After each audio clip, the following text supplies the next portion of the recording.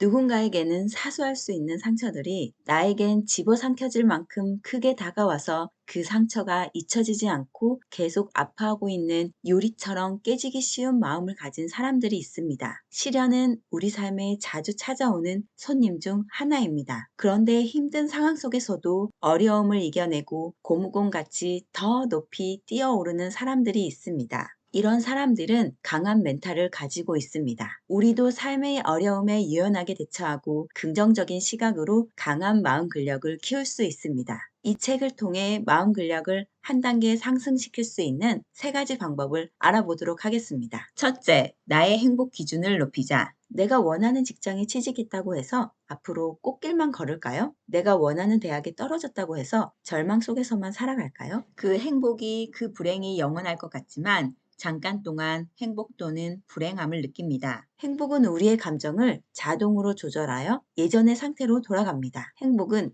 자동 온도 조절 장치입니다. 인생에서 일어나는 일들은 기껏해야 일시적으로 우리를 행복하게 혹은 불행하게 만들 뿐이다. 행복을 높이고 유지하기 위해서는 긍정적인 뇌로 변화시켜야 합니다. 우리는 어떤 사건이나 어려움에 부딪힐 때 스토리텔링으로 긍정과 부정을 선택하게 됩니다. 책에서 나오는 예를 들어보겠습니다. 잔잔한 호수 위에 배 한 척을 띄워놓고 조용히 낚시를 즐기고 있습니다. 그런데 다른 배가 내 주걱배를 뒤에서 쿵 하고 부딪혔습니다. 그 순간 나는 불쾌함과 분노, 짜증으로 내 감정이 바뀝니다. 내 배를 부딪힌 부주의한 주인에게 화를 내기 위해 돌아서는 순간 모든 분노는 사라지며 허무해집니다. 내 배를 부딪힌 건 빈 배고 바람에 의해 배가 움직인 것입니다. 내가 기분 나빠할 가능성만 생각하다 보니 전후 사건은 보지도 않고 나 스스로 부정적 해석을 했으며 그 해석이 분노를 일으킨 겁니다. 불행한 사건이나 역경에 대해 어떠한 해석을 하고 어떤 의미로 스토리텔링을 부여하는가에 따라 우리는 불행해지기도 하고 행복해지기도 한다. 회복 탄력성을 높이려면 내 삶에서 일어나는 모든 사건들을 보다 더 긍정적으로 받아들이는 뇌가 필요하다. 여기서 잠깐 의문이 들 수 있습니다. 우선 짜증과 화부터 나는데 어떻게 긍정적 스토리를 만들 수 있을까요? 화를 참아야 하는 건 아닙니다. 화가 나거나 화를 냈다면 깊게 숨을 들이마시고 천천히 내쉬어 보세요. 이렇게 하면 긴장이 풀리면서 진정이 되기 시작합니다. 나만의 시간이 생겼을 때 나를 화나게 하는 것들의 이유를 노트에 적어봅니다. 그리고 그 이유에 대해서 내 입장에서 반박해 보세요. 다른 이유들은 없는지 다양한 가능성을 적어보면서 나의 생각을 확장해 보세요. 생각을 확장하면 다양한 관점을 보게 되고 그것이 문제에 대한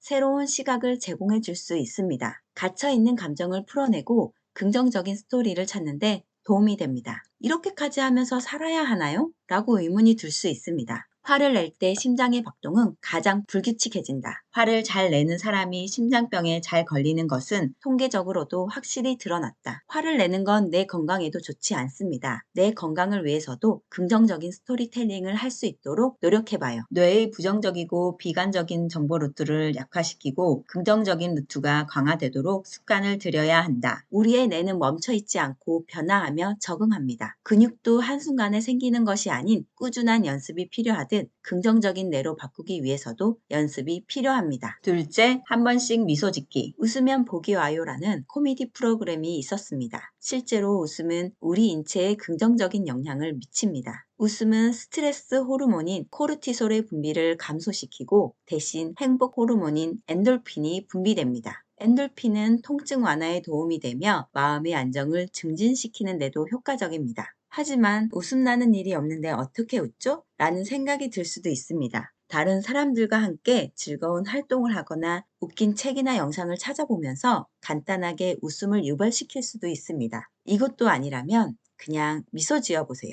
그냥 웃는 것이다. 웃음과 관련된 근육이 수축되기만 해도 뇌는 우리가 웃는다고 판단하고는 긍정적 정서와 관련된 도파민을 분비하게 된다. 웃음은 나에게 주는 보약입니다. 지금 거울을 보면서 미소 짓는 걸 시도해보세요. 셋째, 모든 일이 실패할 수 있다는 것을 인정하자. 실패를 사전적 의미로 찾아보면 일을 잘못하여 뜻대로 되지 아니하거나 그르침이라고 되어 있습니다. 내 뜻대로 되지 않았을 뿐이지 언제든 다시 도전할 수 있습니다. 우리는 실패를 나고 탈락과 같은 부정적 의미로 받아들입니다. 그래서 실패를 하지 않기 위해 노력합니다. 아이들이 걸음마를 배울 때 여러 번 넘어지는 실패를 경험합니다. 아이들의 실패에 부모들은 아이가 걸을 수 있을 때까지 응원해주며 믿어줍니다. 그 결과 아이들은 걸을 수 있게 됩니다. 실패는 우리가 무엇인가 성공하기 위해 피할 수 없는 부분입니다. 실패가 있기에 성공을 맛볼 수 있습니다. 마이클 조던. 나는 농구를 시작한 이후로 9,000번 이상 슛을 놓쳤고 거의 300번의 패배를 기록했다. 승패를 결정하는 슛을 놓친 경우도 26번이나 된다. 나는 인생에서 수없이 반복해서 실패를 거듭했다. 바로 이것이 내가 성공한 이유다. 실패를 하지 않으려고 노력하는 것이 아니라 실패할 수 있음을 인정하고 실패를 통해 배우고 나의 실력을 키울 수 있는 기회로 생각하자. 강한 마음 근력을 키울 수 있는 방법에 대해서 3가지 알려드렸습니다. 첫째, 나의 행복 기준을 높이자. 둘째, 한 번씩 미소 짓기. 셋째, 모든 일에 실패를 할 수 있다는 것을 인정하자. 이 3가지만 하셔도 마음 근력이 한 단계 상승하실 것입니다. 좀 더 구체적인 예시들과 내용들을 알고 싶으시면